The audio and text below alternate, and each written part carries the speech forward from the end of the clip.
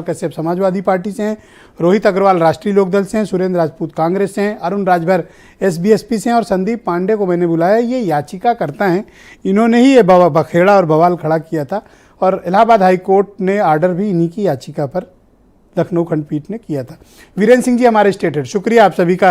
अब एक और चुनाव आ गया है, आप सबको चुनाव की मुबारकबाद कि अब एक और चुनाव आप लोग को लड़ना पड़ेगा। चुनाव तो आप लोगों के लिए उत्सव होता है और हम लोगों के लिए भी उत्सव ही होता है। आलोक अवस्थी जी, शुक्रिया आपका समय देने के लिए। और मैं आपसे जानना चाहता हूं कि अब जब रिपोर्ट सौंप दी गई है, अब चुनाव का ऐलान करिए, अब देर किस बात की? देखिए ब्रजेश जी, भारतीय जनता पार्टी शुरू से पिछड़ों की समर्थक रही है और हमने जिस समय यह निर्णय आया था, हमने कहा था बिना पिछड़ा वर्ग आयोग की रिपोर्ट की हम चुनाव नहीं कराएंगे, जबकि आदरणीय उच्च न्यायालय का यह निर्देश था कि चुनाव आप करा दीजिए। हम उसके अगेंस्ट में सुप्रीम कोर्ट गए, वहाँ से डायरेक्शंस लेकर के आए, तुरंत पिछड़ा वर्ग आयोग का गठन किया और 31 मार्च तक की लिमिट थी। हमने सरकार ने उनसे आग्रह किया था, आयोग से, जो कि रिटायर्ड जस्टिस के नेतृत्व में बनी थी, कि आप इसको जितनी जल्दी दे सकें रिपोर्ट उतना अच्छा है। सरकार के सभी अधिकारियों ने सहयोग किया, जिस कारण से 11 दिन पहले ही सुप्रीम कोर्ट के ये जो हमारा पिछड़ा वर्ग आयोग ने जो है अपनी रिपोर्ट सबमिट करी है। 9 अप्रैल को आदरणीय उच्चतम न्यायालय में यह लंबित है, तो सरकार उसमें यह रिपोर्ट पेश करेगी और अपनी जो है आगे की योजना जो है सुप्रीम कोर्ट के निर्देश के अंतर्गत सरकार इस पर कराएगी। जहाँ तक कि पार्टी की बात है, पार्टी शुरू से तैयार है। हमारे वार्डों तक, हर बूथ लेवल तक हर जगह की तैयारी हो चुकी है।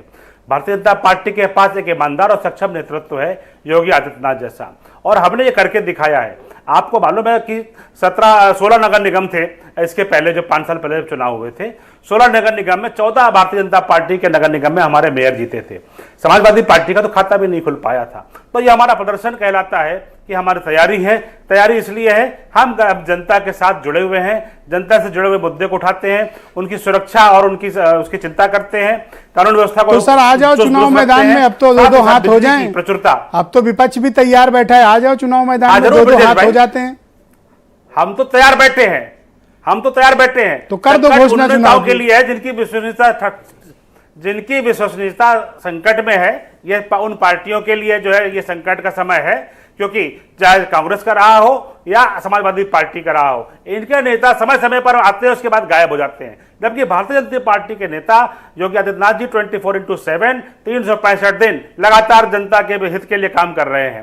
तो हमारी तैयारी पूरी है और हम इसको जो है अपने सारे मुद्दों को लेकर के जाएंगे। गरीब कल्याण की योजनाएं जो हमने चलाई हैं, जिस तरीके से हमने इन्वेस्टर समिट यहाँ पे किया है, जिस तरह से बजट को हमने दुगना कर दिया है, जिस तरीके से प्रति व्यक्ति आय जो है हमने दोगुनी कर दी है, उन सब को लेकर के तो ये विवाद और बखेड़ा भी तो आप ही का खड़ा किया हुआ था। अगर आप ये काम पहले कर लेते जो अब हुआ है, तो ये विवाद ही ना होता और चुनाव हो गए होते। गलती तो आपकी है। नहीं ब्रजेश जी, जो फार्मूला था, हम उसके आधार पर हमने परिसीमन किया था।